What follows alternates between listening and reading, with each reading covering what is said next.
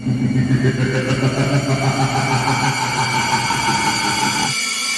wife, Lynn, and I have been together for 6 years and married for 11 months. Our entire history together has been very normal, and never once have I noticed any weird behaviors or red flags. I can't stress enough how out of character this whole thing is for her. Lynn is very kind, intelligent, and thoughtful. She's always been the no-nonsense type of person. Being childish or trying to scare me is not something she'd normally do. She doesn't even like watching horror movies. When we first started dating, she agreed to watch The Shining with me because she knew how much I loved horror. She was so scared that she didn't even make it through half of the movie before we had to turn it off. She isn't into anything creepy and has never been into pranks. It's just not her cup of tea, and that's fine. But that's what was so strange about this. It's just so unlike her. I should also add that she never had any mental health issues, and as far as I'm aware, it doesn't run in her family. I know some people are able to hide their mental health problems, but in the 6 years we've been together, I think I'd have seen some sort of sign. 2 months ago, I was in the kitchen making myself some coffee before work. I was running a bit late that morning and knew I wouldn't be able to make it to Dunkin' Donuts for my usual morning fix. I took a sip of my coffee as I hurried down the hall towards the front door, when I happened to notice Lynn peeking at me from around the corner ahead of me. I could only see her eyes and a strand of her long dark hair hanging against the wall. The rest of her body was concealed behind the corner. I nearly spilled my coffee when I saw her. I did burn the shit out of my lips. "Geez, Lynn," I said, wiping a few drops of coffee from my pants. "You scared the shit out of me." She immediately popped out of view like a little kid that had been caught.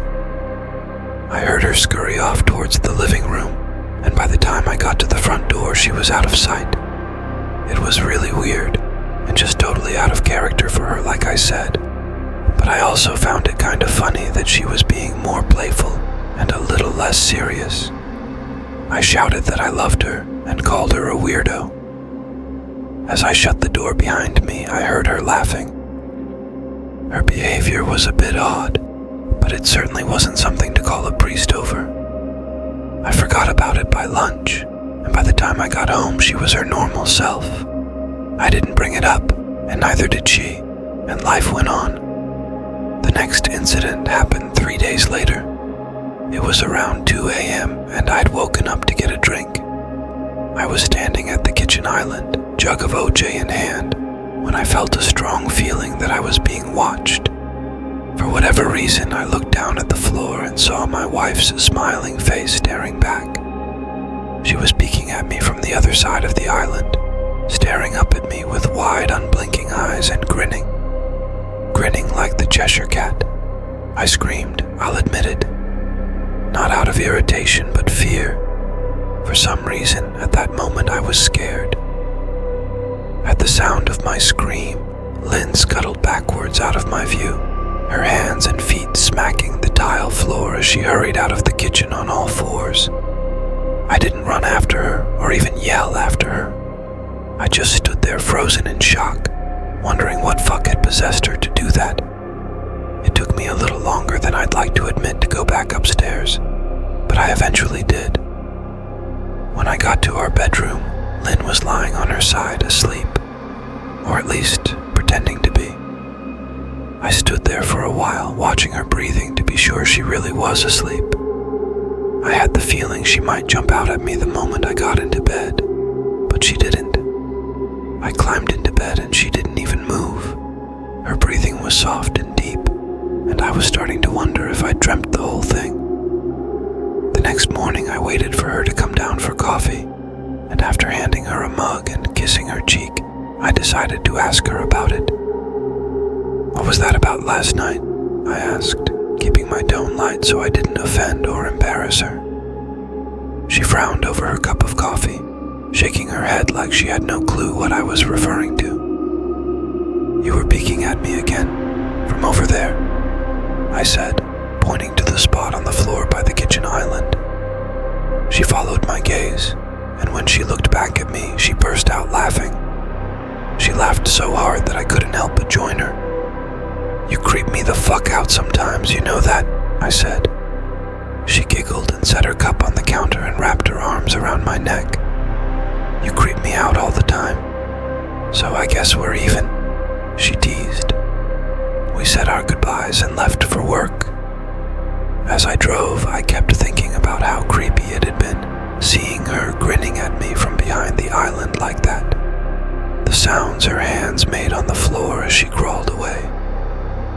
I told myself she was just trying to be silly, just trying to join me in my love of all things horror. It's not like I was afraid of her, but it still didn't sit right with me. I started seeing her peeking at me more and more. Sometimes she'd be peeking out from behind the couch or living room curtains.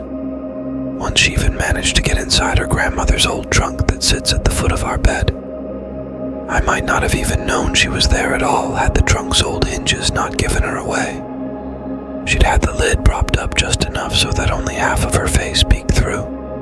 She'd been grinning like an excited toddler. It was unnerving. I didn't even know what to say to her. All I could do was stare. When I finally found my voice, I asked her why on earth was she doing this. She didn't answer, but she had slowly closed the lid, shutting herself inside the trunk. I just walked away, feeling disturbed. I didn't understand why she was doing it, but it clearly made her happy. I just hoped she would tire of the game quickly. Lynn didn't peek at me for the next 2 weeks. I started to think she was done with her weird prank, and I was relieved. We were watching a show on Netflix one night, and I jokingly said that I hadn't seen her peeking at me lately, and that she must have given up on her spy game. She looked up at me with a small smile and said, "Maybe I've just gotten better at it." I didn't say anything, but I wondered whether or not she was joking. For the next few days, I couldn't stop thinking about what she'd said. Was she still peeking at me when I wasn't looking, and I just hadn't noticed? And if so, what the hell was she getting out of this? I started to feel paranoid, constantly checking whether she was watching from around the corner or behind a door. I was jumpy whenever I was home and she wasn't in full view of me. I felt stupid and a little crazy. But after a few weeks without another incident, I began to relax. I stopped checking behind furniture and walls and told myself it was just a bad memory. Then a few days ago, things got so much worse. Lynn left to go to a friend's, and I lounged on the couch and played a couple games on my laptop. Around 9 p.m., I hopped in the shower, and as I was washing the soap from my hair, I felt that awful feeling that I was being watched. I slowly opened my eyes and almost had a fucking heart attack. Lynn was peeking from behind the shower curtain, her entire head stretched into the shower, leaving just her body outside. Her long, dark hair hung against the curtain, the ends dripping with water. Her mouth hung open in a terrible grin, eyes wide and red, as if she hadn't blinked in a while. I screamed and jumped back against the wall. She didn't move, nor did her smile waver. Her makeup ran down her cheeks in 2 black streaks. She looked giddy and completely deranged. I was fucking terrified. We stood like that for a few moments, neither of us saying a word. Finally, after what felt like forever, she slowly pulled her head back out of the shower, and I watched her blurry figure through the curtain as she moved backwards towards the bathroom door. A second later, the bathroom door slammed shut, hard enough to rattle the mirror. I screamed again and jumped out of the shower to lock the door. I stayed inside the bathroom for over an hour. Maybe I overreacted to some of you. But joke or not, I wasn't going to put up with the crazy shit anymore. That's what I kept telling myself as I paced in my bathroom, stopping to listen at the door every few minutes. Suddenly, I heard a muffled sound, and I pressed my ear against the bathroom door, straining to listen. I couldn't hear anything, but I envisioned Lynn standing on the other side of the door, giggling at her joke. I felt a surge of anger. I was beyond pissed at being made to feel scared in my own house and made to hide in the bathroom for an hour. All for what? Some joke? If it was a joke, it was an awful one. What the fuck, Lynn? I snapped. This shit is getting really fucking annoying. I waited for her to apologize or to call me a jerk, but instead I heard a faint moan, so quiet I wondered if I heard it at all, and then complete silence. Lynn, I called out, not able to even hide the shakiness in my voice. I got no response, just my own heavy breathing. I swear to God, just fucking stop it, I yelled, pounding my fist on the door. I waited for her to cuss me out, something I would expect from me talking to her like that. I never screamed at her before, but there was nothing, just the occasional drip from the shower head. I won't deny that I was scared, too afraid to open the damn door and face my own wife. I waited another 30 minutes or so, which feels like a fucking lifetime when you're scared. Finally, I decided I wasn't going to spend the night hiding in my bathroom, so I got down on my knees and peered under the door. I almost expected to see her face peeking back at me, but thankfully I didn't. I could see straight down the hallway to the top of the stairs, but no Lynn. I didn't know if I should be happy about that or not. I looked for a few minutes, waiting to see her head pop up over the top step, but it never came. I stood up, my hand hovering over the door, and mentally prepared myself to open it.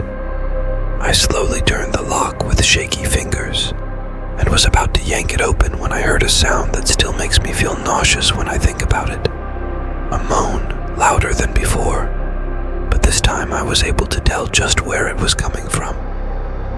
I turned my head to the closet door as if in slow motion, and locked eyes with my wife, who was peeking out at me from the slight gap. Her eyes were still wide as ever, and her mouth was hanging open in the most grotesque gaping smile I'd ever seen. I didn't even scream. I was too scared for even that. Her hands were clasped to her chest, body trembling with sheer delight, as if she could barely contain her excitement. A short, raspy moan bubbled up from her throat, deep and raw, sending a shiver through my entire body. Somehow, I found the ability to pull the bathroom door open and ran as fast as I could all the way down the steps, snagging my keys and phone from the table in the living room before running outside to my car. I could hear her shrill laughter behind me, but I didn't hear her getting closer. I didn't bother shutting the front door. I drove away from the house faster than I legally should have, shivering the entire time, either from fear or the cold. Maybe a little of both. I hadn't grabbed a coat or even a pair of shoes. I was still in my boxers and my hair was still damp. I drove straight to my brother Chris's house about 40 minutes away, ignoring any and every call and text I got. I didn't check my phone until I was safely parked in my brother's driveway. Lynn had called 4 times and sent a flurry of texts, all wondering where I'd gone and why I left like that. I threw my phone at the dash in a rage, furious at her nonchalant attitude.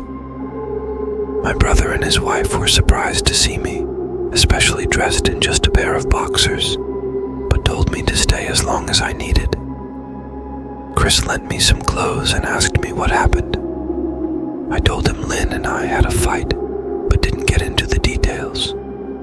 I didn't want him to think I was overreacting, leaving my wife over a prank, even if it was a strange one.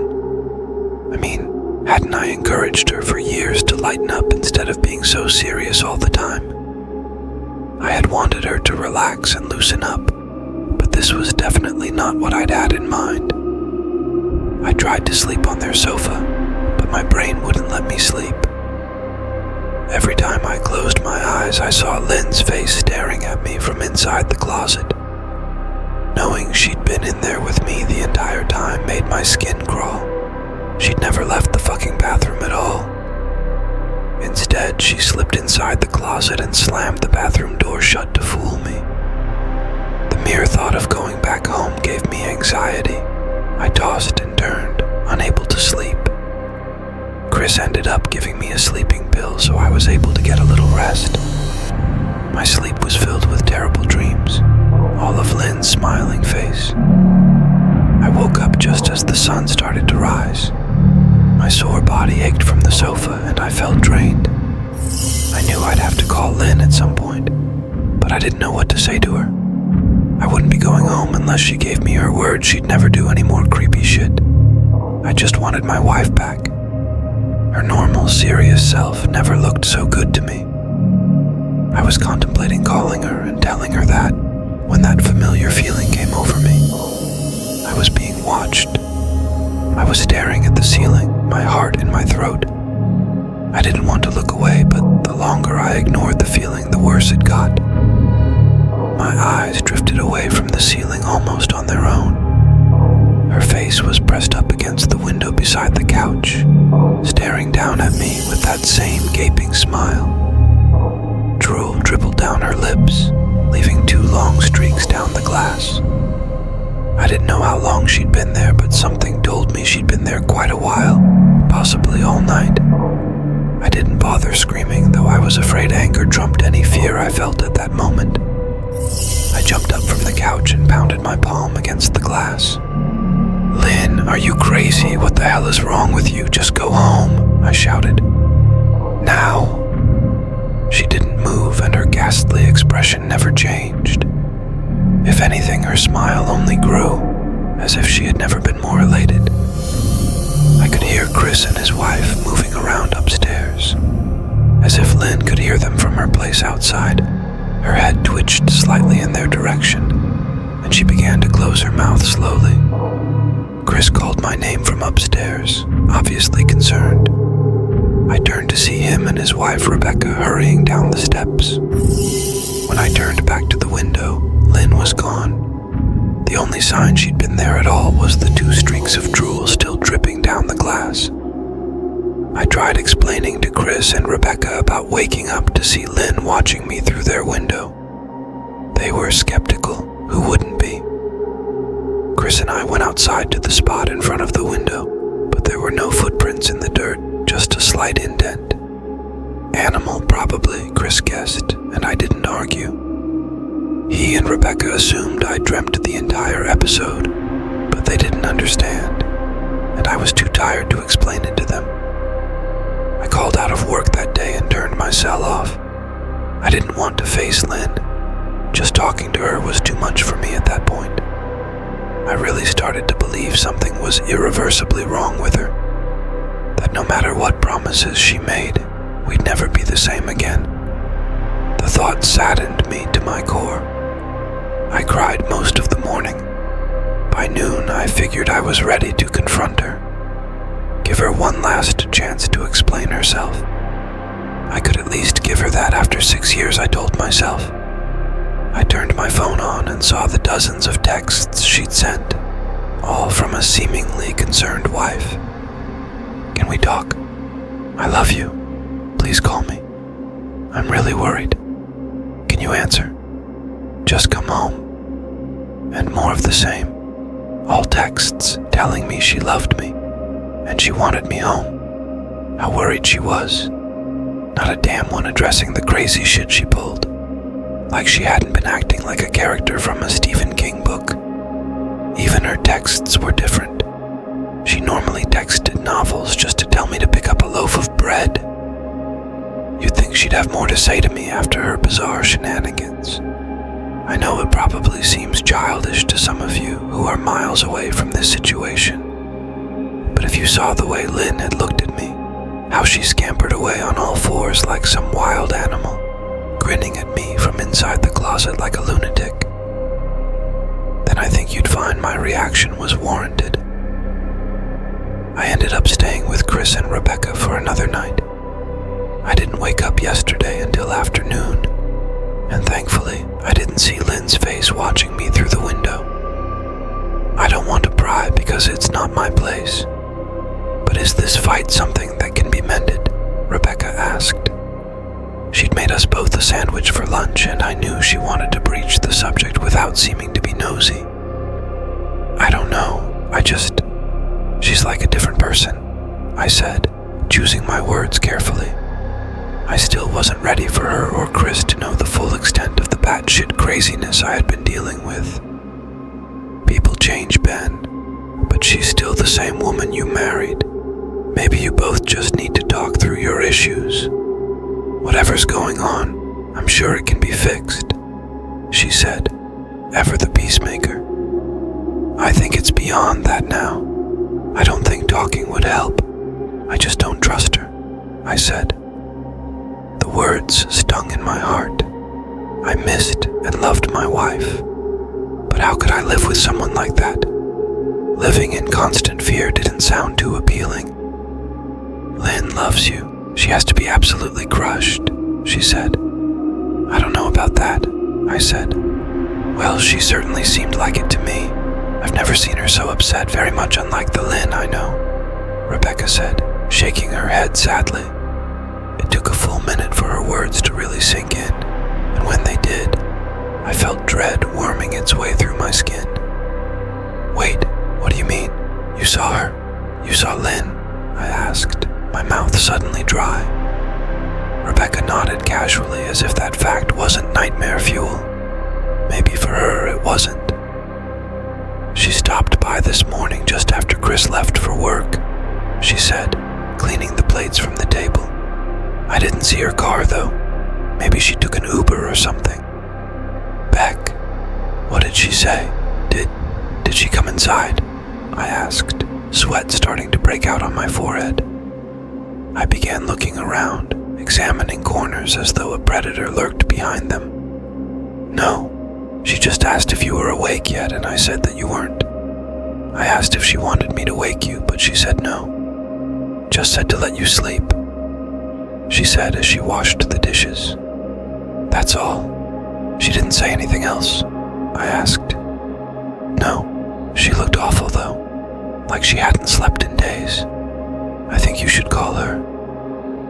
I got up from the table and thanked Rebecca for lunch. I felt a little bit better at the knowledge that at least she hadn't come inside. Still, I needed to double-check that the doors were locked. I sat for a while trying to figure out what to do next. I didn't want to go home, but I felt that I owed it to Lynn to help her if I could. Hadn't I swore an oath to love and honor her through sickness and in health? Clearly she was very sick. If she was sick, which I truly believed she was, I had to try and get her the help she needed. But I didn't even know where to start. I didn't want to call the police, and besides, what the hell was I going to tell them? That my wife was peeking at me, that she was being creepy. As bizarre as she'd been, she still hadn't committed any crime. Not yet anyway. The police would have probably said that I was overreacting. But this wasn't some prank. It felt wrong, dangerous even, like something sinister lurked beneath her smile. I knew as her husband I was well within my rights to have her committed, but what if she simply acted normal in their presence? She'd obviously been able to fool Rebecca into thinking she was just a concerned wife. As long as the doctors didn't find her a danger to herself or others, they'd have no choice but to release her after 72 hours. I felt lost and overwhelmed, so I did what any husband in my position would do. I called her mother. I didn't want to, believe me. Her mother, Marianne, and I were never on the best of terms. We'd never fought or anything like that. She just wasn't a very warm person and wasn't really easy to get along with. She hardly ever smiled, and when she did, only her lips would move into a thin-lipped smile, leaving her eyes as blank as before. She gave off this aura that felt like she was permanently on the offensive. I'd only met her twice, and both times were for such short visits. I got the impression she didn't approve of me for her daughter. Lynn always ushered us out quickly, as she didn't want me to feel uncomfortable, which I was grateful for. Being in her mother's company felt almost unbearable, like walking on glass. I was glad when we moved 3 states away so we didn't have to see her often. I was happy to avoid the woman, but I needed her help. I really didn't want to talk to her at all, but I had to talk to someone, and someone who knew Lynn better than I did. so I grit my teeth and did what I had to. "Yes," she answered, already sounding irritated. "Marianne, it's me, Ben. Do you have a minute to talk?" I asked. I could hear her cluck her tongue in irritation. "I'm in the middle of writing some checks, but if you insist, I suppose I can spare a moment." "What is it that you want to discuss, Benjamin?" she said, coolly. "It's about Lynn. She's been acting strangely, and I was wondering if you had any idea whether there was something." I was quickly interrupted. "It's a bit difficult to follow your rambling, Benjamin. What is that you want from me?" she asked. I could almost see her standing there in her thin sweater and slacks, tapping her fingernails impatiently on the table. "I wanted to know if you'd ever noticed any odd behavior, or possibly any mental health issues," I asked. There was a long, uncomfortable pause that I couldn't tell was because she was just thinking or something else. Finally, after a few seconds, she spoke. "I'm not sure if this is one of your jokes, Benjamin, but if so, I don't find the humor in it. Now, I do have business to attend to, as I've said, so if you don't mind," she said, but I cut her off before she could get rid of me. "Marianne, it's not a joke. I'm sincerely concerned about Lynn's mental health. Her behavior has been very erratic lately.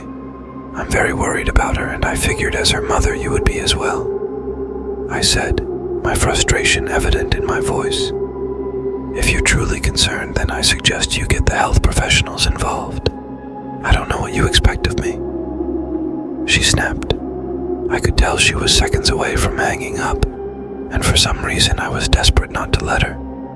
I had the feeling that she knew a lot more than she was letting on. "Please, if not for me, do it for Lynn."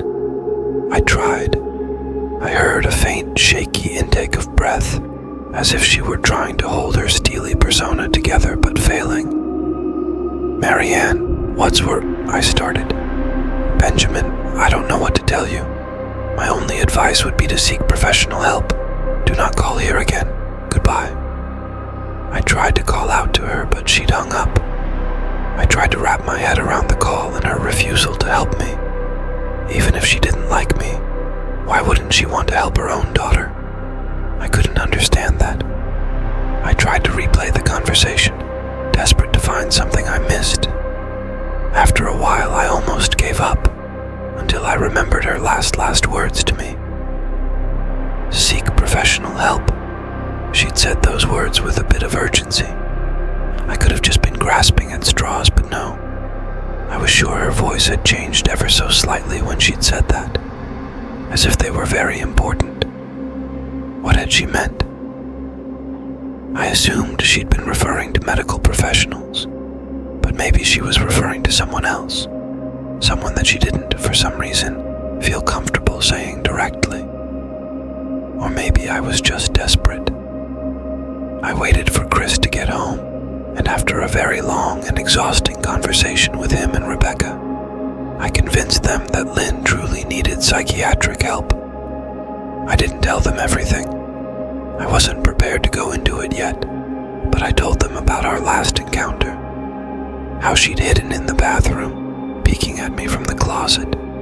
They were obviously shocked, but thankfully they believed me. They too just wanted to help her. Still, they didn't think it was all that serious. Weird, maybe, but not dangerous. They just kept saying that Lynn had to be playing some kind of weird joke. Maybe for YouTube, Rebecca offered, if only half-heartedly. Chris didn't think we should involve the police just yet. He offered instead to go with me, and I readily accepted. He reasoned that calmly talking to her, trying to coax her into going willingly, was the best recourse. I agreed to do it his way. At least I wouldn't be going into that house alone. We drove over this morning, just after breakfast. There was no way I was going at night. When we pulled into the driveway, my stomach began doing somersaults. Her car wasn't there, but I still didn't let my guard down. The front door was ajar, and for a split second I thought we'd see her eyes staring through the gap. I was shaking and starting to sweat. Chris, however, was fine. He waited for me to open the door, his hands in his pockets like he was going on a fucking stroll through the park. I envied his ignorance. I pushed the door open and was immediately hit with the stench of rot. Chris smelled it too, and he walked in the house behind me with his nose scrunched up. "What do you guys use to clean the floors around here, shit?" Chris mumbled. "Shut up," I said, my eyes darting around for any signs of Lynn. The house was deadly quiet and dark despite being 10 in the morning. All the curtains were closed up tight, refusing to allow any sunlight inside. If I hadn't left it just 2 days prior, I'd have thought the house to be abandoned. We moved through each room, carefully checking any place that she might hide, occasionally calling her name. "Why the fuck are you looking under the couch?" Chris asked eventually. "Aren't we looking for your wife?" He was looking at me like I was a moron. "Let's just go upstairs," I whispered. He shook his head but followed me up the stairs to check the bathroom and spare bedroom. On the way up, my shoes crunched over pieces of glass that looked to be littered over a few of the steps. I noticed that one of Lynn and my wedding portraits that hung on the wall along the staircase had been smashed. The frame hung crookedly, all the glass removed. I stared at the picture, a lump forming in my throat. We had taken the photo just after leaving the church after saying our vows. She looked so beautiful in her white gown. I looked at Lynn's beautiful face. I never dreamed her face would ever be a source of terror for me. We climbed the rest of the steps and checked the spare bedroom, but it looked completely untouched. I was hesitant to go into the bathroom, my fear from that night coming back to me all at once. Chris noticed and offered to go in by himself, but I couldn't let him do that. So we walked in together, checking the closet and the shower. The bathroom looked as if it hadn't been touched since the night I left. "I don't think she's here, Ben. Why don't you pack some clothes and we'll try coming back tomorrow or something?" Chris said. I nodded and went into our bedroom and shoved some clothes into a duffel bag. When I checked inside our closet, I came across the source of the smell and gagged. Chris took one look and lost all color in his face. He had to go stand by the stairs to get away from the sight and smell. I gazed down in shock at what lay inside my bedroom closet. Soaking into the rug were at least a dozen eyeballs, all carefully laid out in pairs. Some were as large as a quarter, while others were as tiny as a marble. I stared down at the eyes she'd collected from small animals, and I wondered how she'd gotten them, and shuddered at the thought. Man, I thought I had it bad with Becca's shoe addiction. But fuck me, your wife's in here collecting eyeballs, Chris said, gagging. Ben, I think we should go, he called from the hall. I'm getting nauseous. All right. I grabbed my duffel and shut the closet door on my new nightmare. I stepped out into the hall and took a deep breath of air. I could taste the rot on my tongue and I couldn't help but gag. Who the fuck lines up eyeballs in their closet like that? Chris mumbled. I tried to tell you she needed help, I said. She doesn't need help, Ben. She needs a fucking exorcist, he said. You coming or what? I can't stand the smell any. His words died in his throat, and his eyes grew wide with fear. I didn't ask him why. I could feel it. Someone was watching me, and I didn't think it was the eyes in the closet. I turned around, my eyes slowly scanning the bedroom.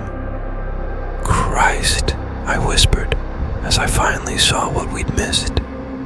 Under the bed, curled on her side, watching us with the excitement of a kid on Christmas morning, was my wife. She held her hands together just under her chin, and they were shaking eagerly. Now that she knew she'd been found, I could hear the quiet noises she was making. A sort of hiccuping sound in her throat, as if the excitement was just too much for her. It was unnerving to say the least. Wide eyes, and that same huge smile. Everything in me told me to run, but I forced it away. This was my wife. No matter how twisted, she was still the woman I married. I had to help her. "Lynn," I said softly. She didn't respond, but her head bobbed back and forth in 2 quick little movements as if she were nodding. "Baby, I just want to help, okay? Can you let me do that?" I asked. I had taken a single step forward, approaching her like some kind of dangerous animal. "I love you, Lynn," I said softly, taking another step closer. She let a tiny moan escape her wide-open mouth, and I had to resist the urge to run. Her shoulders were starting to quiver, and her eyes grew as large as saucers. I crouched down so I could see her better, and immediately saw the blood. Her hands were covered in it. They trembled more the closer I got, as if she was barely able to contain herself. "Lynn, are you hurt? You're bleeding," I said. She bobbed her head again, her bloody fingers moving up and down as if playing an invisible piano. They occasionally grazed her chin, leaving smears of blood on her skin. I wanted to recoil in disgust. The smell that was coming off of her was revolting. I could feel the vomit trying to climb up my throat. Her lips were dry and stretched thin, blood seeping between the cracks. I knew she wouldn't come out on her own, but I didn't want to leave her in the state she was in. I scooted closer and reached out to her. The excited hiccuping sounds got louder, and her hands shook, fingers flexing. It was then that I could see the blood oozing from in between her fingers. "Oh my God, Lynn, you're bleeding," I said. Instinctively, I reached out to take her hand, but before I could even touch her, her hand sprang out towards me. A sharp pain shot through my arm, and I fell back on my ass. My arm burned, and I could see the blood dripping down onto the carpet. I looked back at her in shock and saw her grinning madly, her fingers clutching a large shard of glass. "You all right in there?" Chris asked from behind me. I turned my head slightly and nodded to him, cradling my arm to my chest. When I turned back to face Lynn, I saw that her focus had shifted. She wasn't looking at me anymore, and she wasn't smiling anymore either. She was staring past me, her eyes glaring at Chris the way a hungry lion might stare at an antelope. Her mouth was still hanging open, but it was twisted into a snarl. I got to my feet and began walking backwards down the hall, afraid to take my eyes off her. "Are you bleeding?" Chris asked. The moment the words left his mouth, Lynn started fast, scooting out from under the bed, the glass shard still in her fist. "Chris, run, go," I yelled. He must have been too afraid to move because a second later, I felt my back bump into him. He was still standing at the top of the stairs, staring at the horror that was my wife. Lynn had crawled completely out from under the bed and stood in the bedroom doorway, her face twisted in rage. Her whole body was visibly tense. Blood ran down her fingers and onto the floor. "Jesus, Lynn," Chris said. You, playing hide and seek?" I reached back and pushed him towards the steps. "Move your ass, Chris," I said as quietly but firmly as I could. Lynn bobbed her head in fast, sharp motions and began to grin, stretching her mouth open wider and wider so that her chin seemed to touch her chest. I heard Chris mutter a prayer, and then he was running down the stairs.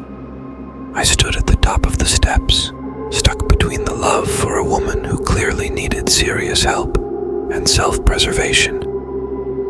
"I only want to help," I said, choking back tears. Her eyes focused on me once again as she slowly lifted the glass, holding it out in front of her. And then she started sprinting towards me, grinning with utter excitement. Thankfully, my body took over and I flew down the stairs, skipping 2 or 3 at a time. I made it to the front door before I felt her leap onto my back, wrapping her arms around my neck. her open mouth next to my ear so that I could hear those terrible hiccuping sounds up close. I shook her off me, knocking her to the floor. I felt a searing pain in my back as she went, but I tore open the front door and bolted to my car. Chris was standing in the front yard, talking on the phone with the police. I didn't say a word. I just ran to my car and jumped in. Chris took the hint and followed me, still on the line with 911. I watched the rearview mirror, sure I'd see her there, running after us. But I never did. I went straight to the ER and got 11 stitches in my arm and 3 on my back. The police asked a lot of questions and went back to the house to do a search, but of course, Lynn wasn't there. They advised me to stay with a friend or relative for a while and to file a restraining order as soon as I could, but none of those things would matter. Somehow I just knew. I dropped Chris off at home and went to a motel an hour away. I wanted to put as much distance between me and Lynn as I could. This is where I've been for the last 4 hours. I thought maybe the police would find her. Maybe they'd get her the help she desperately needs. But now I don't think so, because 40 minutes ago I got a text from an unknown number. Just 3 words. I found you, and a picture attached. The picture was dark and grainy, but I instantly knew what it was. There was no mistaking my wife's eye. I started typing this out immediately after. I don't know what to do. I'm alone and scared, and I can't help but feel that I'm being watched.